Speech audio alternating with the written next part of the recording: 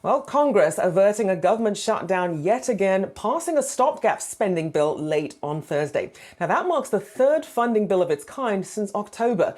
The latest stopgap measure extends government funding until early March, giving Congress time to finalize and agree on all aspects of the 2024 fiscal year budget.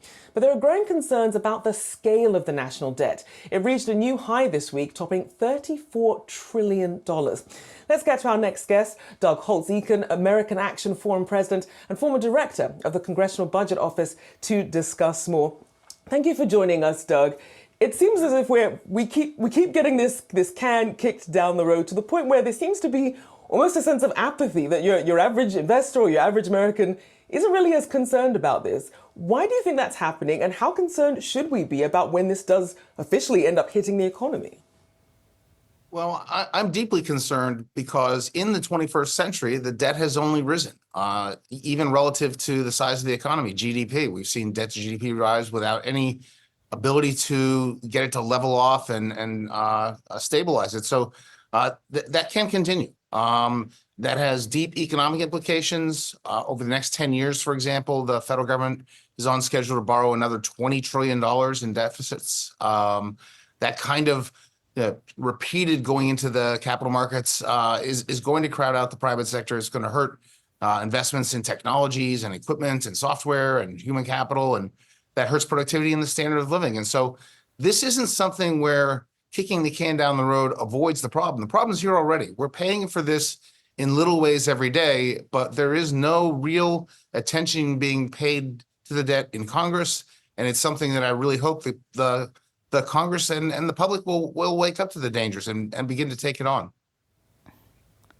Doug, and you're one of those that have been on our air sort of raising that flag about the growing debt for some time now. But let's talk about what's playing out in D.C. right now, because as I see it, there is the risk of the growing debt, which is sort of a medium to long term problem. But we're still talking about a potential government shutdown come March, right? I mean, six weeks later, what does that achieve when you consider that the House Speaker already has been getting pushback within his own party?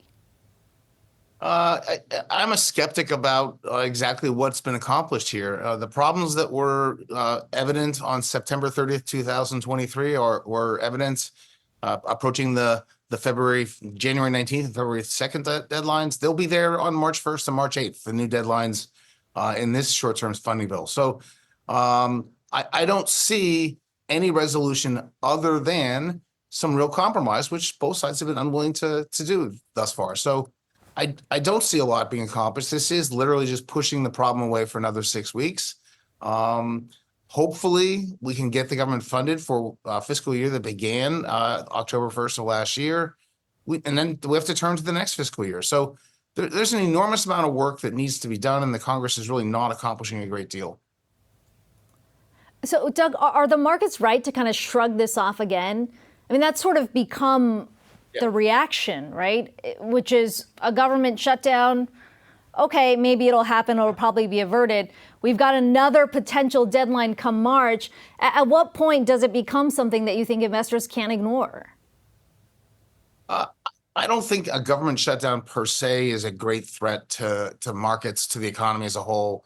We've had shutdowns. They have a really tiny impact on the overall growth path of the economy. Mostly it consists of shifting things around in time. You put them off and accomplish them later. And so you recover anything you lose during the shutdown. So I don't think that's a big concern. I would say the major concern should be that if the government gets shut down, the rating agencies take this as another piece of evidence that the U.S. is unable to manage its finances. And you get another, negative watch, downgrade of the credit rating. That's a big deal. And investors should care about that. The larger issue here is the capacity of our political system to manage the federal finances. And on a short-term basis, that is funding the government. It doesn't seem to be able to do that. And on a long-term basis, controlling the debt has been unable to do that. Both are really not good signs for the U.S. And Doug, obviously, the US has gotten a bit more comfortable with running a deficit and having a bit of lax fiscal discipline because you have had the Chinas and the Saudi Arabias of the world, buying these treasuries. What would be the tipping point, though, that would let us know that we're actually in trouble here, that the US does need to wake up and come up with a longer term solution rather than these sort of stopgap measures and get some more fiscal discipline? Well, there are two scenarios. One is the one you just described, which is world capital markets looking at the United States and saying, okay, we no longer believe that you can repay principal and interest in a timely fashion, and you're not getting any more money. And that's the sovereign debt meltdown that we have seen around the globe, Greece, Portugal, Argentina.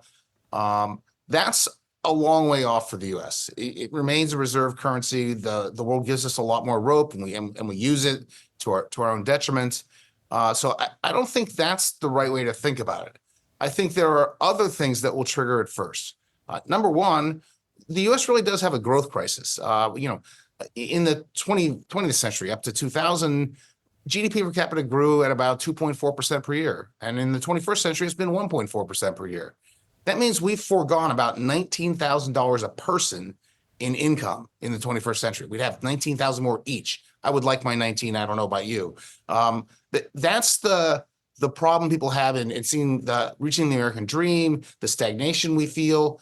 And it gets compounded by the fact that the big programs they're counting on, Social Security and Medicare notably, both have big financing problems. So we're going to get more political crisis out of poor growth and more sort of political crisis out of these programs financially failing than we're going to get out of world capital markets. I think those will come first. Those need to be dealt with.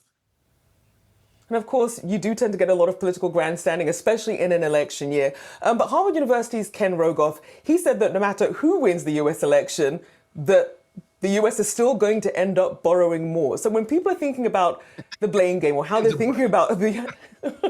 So do you agree with that? Yeah, Ken and I are the dismal scientists. Here's the problem, honestly. Over the next 10 years, the federal government is going to spend $80 trillion.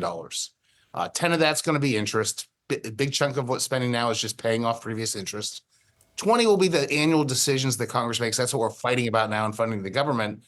50 are what we think of as entitlement programs. And of that 50, 32 are Social Security and Medicare. So that's where the money is.